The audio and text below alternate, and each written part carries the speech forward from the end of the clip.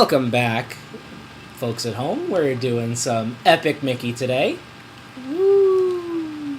And we're going to learn how to use paint and thinner. Because this is a Wii game, I do point. See? You can paint in things, or you can thin them out of existence. And I have little meters on the side. Is thinner like Dip from Roger Rabbit? Roger Rabbit. Yeah. That's what I'm getting the vibe of. Basically. Point at that thinner gear and then press and hold the B button to paint it.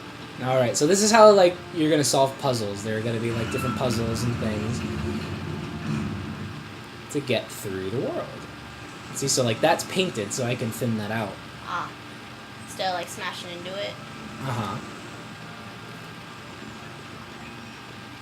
So you can still smash into it? Yeah. Okay.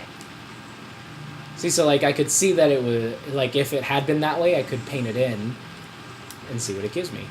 Ah.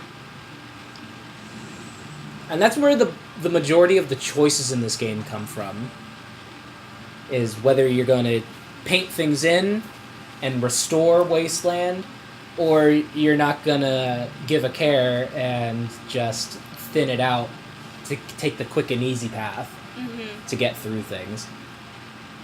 So let's thin out this, and now I can cross the pool. Wow. Let's paint these in and see if they have more things for me. Yep, look at that. Good, you keep running out of paint. It's paint very low. If you like level up, could those bars get bigger? Yes, Okay. you can get more paint and more thinner. Okay.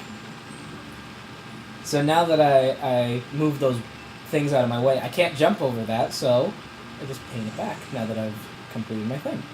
Woohoo! It's pretty simple. It's pretty easy. Once you get the hang of Oswald! it. Here's Oswald. He's kind of mad at me for coming in here and just wrecking things. That's what you do. You're mischievous. Yeah. Mischievous Mickey. One of the things that was in the concepts for this game, because I remember this being a cover story for Game Informer, one of the things that they taught... Oh, cutscene. Uh-oh. Seers, part of the Blot's blotting army. Are they dangerous? Well, they're not good company. Oh boy. More tutorial. I love chalk. Yep. Okay. Yeah. It's pretty standard stuff. Hit it with dinner.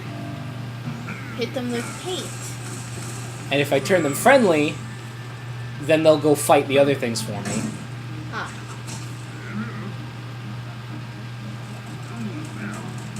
Pips.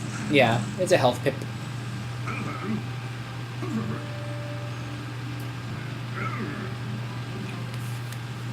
So, he's a gremlin, by the way. Gremlin. Yeah, Walt was like going to do... Kind of. Walt was going to do a movie, or like shorts, based on these like little gremlin characters that were in these books. And if you go to the Walt Disney Museum in San Francisco, you can see like some of the concept art and like the books that they are based on. But for one reason or another, they just never got off the ground. Ah. I think because of the war. Mm-hmm. See, so I can try painting this guy.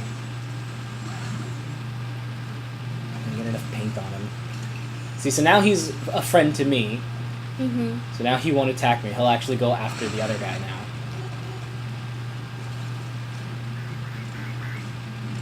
If I can paint both of them, then it won't matter. And they're both going to be friendly. Cool. Let's see what's behind here. See?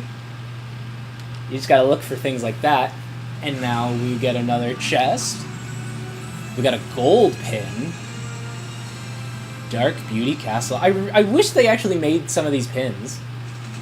Would you want a Dark Beauty Castle? Oh, heck yeah. I would want, like, all the pins for this game. Do they actually have any pins for this game? I have not like ones that are like based on the pins in this game, but just like pins about this game. I don't think so. Oh.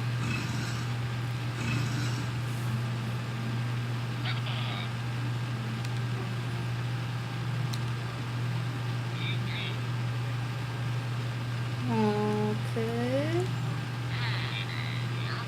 See, so there's like one of the first choices I have to make. Do I go for the money, or do I help the gremlin? You're gonna help the gremlin. All right, I'll help the gremlin. I will make the choices in this game because I'm all about choice games. So now he's free. He's gonna fix the thing, but that's gonna seal off the e-tickets there for me. So now no one will get hurt by that. Yay! But I get the pin. See, so I wouldn't have gotten that pin if I had gone for those e-tickets. I see. All right. Ew.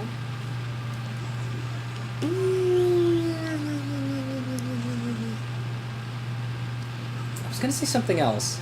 Oh, one of the abandoned concepts for this game that I read in that issue of Game Informer was that depending on the choices you made, it would change Mickey's, like the way he looked. It would change his appearance. Oh, okay. So like the more good things you did, he would look, more like, yeah, I got it. That's what I was gonna do. He would look more like the Mickey that we know today.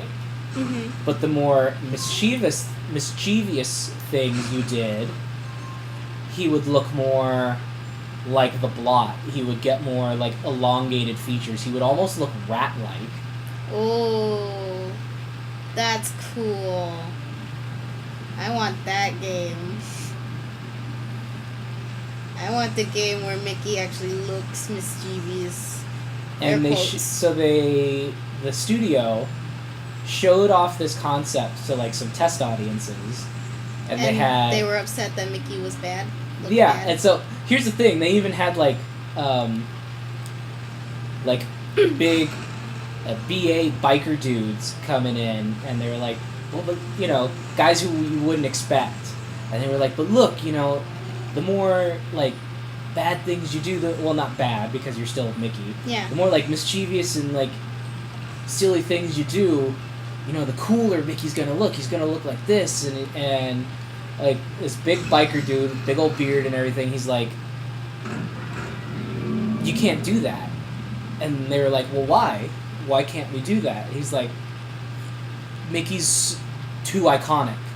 Oh. He's too like ingrained in what everyone expects and what everyone sees, that no matter what walk of life you're from, what Mickey is supposed to look like. So it would like freak everybody out, and make everybody upset if he looked different. I think the compromise could have been to do more with like those blots that are like flying off of him. Like, you constantly see those things flying off of him. What if, like, it did more? And I understand that could be, like, distracting, and it would be a lot on the game. Yeah, because honestly, I don't believe that comes up too much more in the game itself. Yeah, because I remember, like, I know some of the plot of this game, and it's, like, they never really bring up that you have those ink flying off you, and I think it could have been something cool, but they didn't do it. Yeah, they were like, he was like, we can make Mickey look this way, and they're like, you can't change Mickey, though. Mickey is Mickey. But why, though? You can't change Mickey, though. Alright, so these projector screens, that is how we transition between, like, worlds. Okay. And they are all based on classic Mickey cartoons. See, like, what I was thinking was, like, with those little blots, I thought, like, if you did, like, not so good stuff, then it could, like, have more. It could be like more of the blots like own influence on you from the. Yeah, I get what you're saying. Yeah. But that's how I was thinking. I'm not a game developer. Yeah. Like I said, I'm not a schooler. That's just not what they went with. Because people told them, nah. Nah. You can't change Mickey. That I got silver e-tickets there, so those are worth more. Ooh. This. Are there only back red down and here. silver? I think there's also like gold. I That's don't what I was remember. also Yeah, I thinking. don't remember too much. I haven't played this since we lived like in Vallejo, I think. So it's been a few years. Were you around when e-tickets were actually a thing? No, they stopped using like the single ticket system like in the 80s. Ah. The Rabbit is named Oswald. He set them up. But A projector screen? What's so strange? It seems natural for cartoons. Well, what's in there? Just get ready to jump. So these are classic side-scrolling 2D platformer levels. that's what I was about to ask. Like, aren't they just like mini levels? Yep, so yeah, exactly. They're just mini levels to transition you through to the different hub worlds. So we'll do this, and then that should take us to the end of the episode. Woohoo! And as you progress, so like you'll be like, it'll be like this. It'll be like Mickey and the Beanstalk, but it'll be like Mickey and the Beanstalk Part 1, and you'll get to like a later transition level, and it'll be Mickey and the Beanstalk Part 2, and it'll be like a different part of the level. Okay, I see. And look at that, we got a film reel. We got a part of the cartoon, and you can go into the extras and check that out. Huh. Alright, that's cool. In here? No. Okay. Sometimes they hide stuff like under things. Yeah. You know, the way games do. Ah! Oh, I lost the health because I fell. Yeah, this is one of those games where you can lose health if you fall far enough. So we just got to be careful. See, and now we're at the top. Anything else? No? Okay. Let's head through this projector. Slalom. Slalom?